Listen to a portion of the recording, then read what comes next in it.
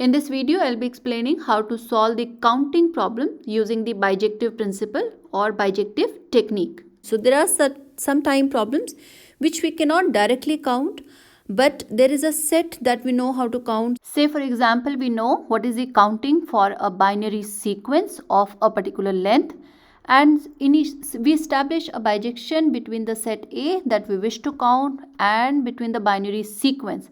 So what we do is we do not count the set A directly, but we count the set A through that particular bijection because we know the count of the other set B. So the two principles says let A and B be two finite set, and if there is an injection from A to B, injection means if there is a one-to-one map from A to B, then we can say the cardinality of the set A is less than or equal to cardinality of the set B, or we can say the number of elements in the set A is always less than or equal to the number of elements in the set B. For the bijective proof, we should have 1 1 and onto function. So here we are, in case it is injective map, so this is only 1 1. For the bijective, we should show 1 1 and onto.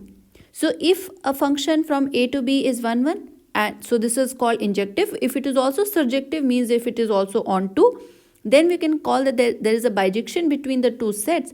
And once we show that there is a bijection between the two sets, the cardinality of the set A is same as the cardinality of the set B. So the problem is, sometimes there are counting problem, and say for example you want to count lattice paths. So counting the lattice path is sometimes not easy. So to count the lattice path, we establish a bijection between the lattice paths and the binary sequence. Now how do we do that? And we know the counting of the binary sequence. Say for example, you know the length is 4. You want to construct a binary sequence with length 4. So we place the 4 position, and each place can take either 0 or 1. So we know that there are two ways to fill in that place with 0 or 1. Similarly, there are two places to fill into this, two places to fill this position, and two places to fill the last position. So there are 2 to the power 4 binary sequence. And if we have already established a bijection between binary sequence, then we can say that there is 2 to the power 4 lattice path as well. So the question is, how do we establish this bijection? There is a possibility of establishing such bijection, and we should also be convinced that the map exists, which is 1 1 and onto. So from lattice path we are going to binary sequence, and from binary sequence we can come back to the lattice path. Then such problems are called counting problems using the bijective principle, or we can say we are solving such counting problem using the bijective principle. In fact, this is one of the very common technique. When problem on one side is very hard to count, we try to establish a bijection with already existing problem that seems or that is simpler than this hard problem. Okay, so to understand this, let's take a very simple example. So we consider this example. In this, a student wishes to walk from the corner X to the corner Y. So this is the corner X and this is the corner Y, through streets as given in the following street maps. So the bold line that I've shown, these are the streets. The question is, how many shortest routes are there from X to Y available to the student? And to understand what do I mean by shortest path, let me to look this path again. So I've drawn the path. So suppose a student follow from X. That student goes like this one, and then they take 2 horizontal steps, or I say 2 horizontal streets, and then he go via 2 vertical streets, and then he again follow horizontal streets and move to Y. Or suppose he stick to going straight and then going vertical. This is one path he is following. Or suppose he is going one vertical, then horizontal, and then he is going vertical, then horizontal, and this one. Now what do we notice is that in each of the path a student follow, so in that there are 4 horizontal moves, or you can say 4 horizontal steps or streets, and then there are 3 vertical steps or 3 vertical steps. Now in these 3 vertical and 7 step, in total they are taking 7 steps, or I may say 7 streets. We can count them again. This is 1 vertical, this is 2 vertical, this is 3 vertical. And if I want to count horizontal, this is first horizontal, second horizontal, third horizontal, and fourth horizontal. We can see here also first, second, third, fourth horizontal, and then we have first, second, third vertical. And in this path, first vertical, second vertical, third vertical, and if I have to look horizontal, so in that case we can see first horizontal, second horizontal, third horizontal, and fourth horizontal. So in each of this shortest route, whichever shortest route the student may opt, he has to go through 4 horizontal steps and 3 vertical steps. Now the question is, how many possible such paths are there? So we want to know, like these I've drawn here 3 paths, how many shortest routes are available for movement from X to Y corner to the student. Now to count this is not easy because we need to then manually see how many possibles are there. What I do is I try to create a bijective map between the lattice path. Why I'm considering this as lattice? Let us say this I'm giving a position as 0, 0. This can be taken as position as 1, 0. This position can be taken it as 2, 0. This can be taken as 3, 0. This position can be taken it as 0, 1, 0, 2. And here I may consider this as 1, 1. So these are generally considered as the lattice points problem.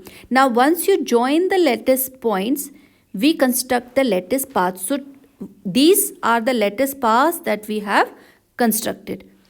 To see this, now I'm going to look this problem from the binary sequence point of view. So let A be the set of all shortest routes from X to Y, and A is a set that I've considered all shortest route from X to Y.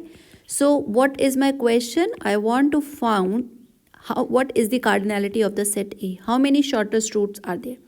And to do that, what I will do is, so here I will write the strategy. I will try to find a bijection between a set A to a set B. So this I am going to find. Find a bijection, and the set B is a known set. So I'll say the set B should be a known. Should be a known means that we should know how to count the desired number in the set B, or we must already know what is the cardinality of the B. So here I'll say this should be known.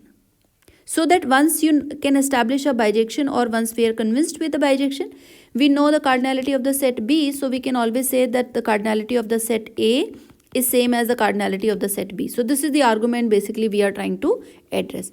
And we know that A consists of 7 segments in total. And out of 7 segments, we know that 4 are horizontal and 3 are vertical. So these are the segments that we have already just seen. Now what will happen, since there are only 2 moves that we have allowed in this particular question, so what I'll do is I'll assign horizontal as 0 and vertical as 1. So assign horizontal segment whenever I follow a street which is horizontal. So I'll say a horizontal segment as 0, and I'll assign vertical segment a quantity, that is I call it as 1. So whenever this is 0, this means it's a horizontal move. Whenever this is vertical, that means I'm considering this as 1. Now counting the horizontal, counting the shortest path in the set A is same as, because every path that we have just seen, we are taking 4 horizontal moves, 1, 2, 3 and 4, and followed or even in between 3 vertical steps. So this means if I look this problem from the binary sequence point of view, I am searching a binary sequence of length 7. The total length is 7, in which there are 4 zeros, and in which there are so this one is 3. Please correct this one. So not 7, 3. So 3 ones. So this type of the sequence I am considering. Now we know in total, say for example, so this one I can read this as a remark. If you consider binary sequence of length 7, so suppose the length is 7, in that case we know that this is total number of binary sequences 2 to the power 7, but we want to consider a restricted binary sequence. Restriction is that the length is 7, but out of 7 we want 4 zeros binary sequence, so we cannot consider 1 1 1 1, so there are 5 ones and then you take 2 zeros, so this is not allowed. Why this is not allowed? Because in that case we will have 5 horizontal segment, sorry, 5 vertical segments, so vertical vertical vertical vertical vertical, that is not allowed. So such things are not allowed. We only want 4 horizontals, so we wanted to count restricted binary sequence with 4 zeros and 3 ones, and so this can be done in the way 7 choose 3, or I will say 7 choose 4, because automatically if you take binary sequence in which 4 zeros are there, that means there are other 3 ones. Or if I am selecting binary sequence with the ones, then automatically there are other places which can be taken by zeros. So now we know. So here let us consider a binary sequence in which there are 3 zeros. So 0, 1, 0, 0. And I want a total length 7. So this is first, 2, 3, 4, 5, 6, 7. There are 3 more things I want to place. And I want 3 more. 3 ones, and then I want 4 zeros. Now corresponding to this, let me to draw the lattice path. Now for corresponding to this, we have first position 0, so there is a horizontal. Then we got 1, so this is a vertical. Then there are 2 zeros, so there are 2 horizontal.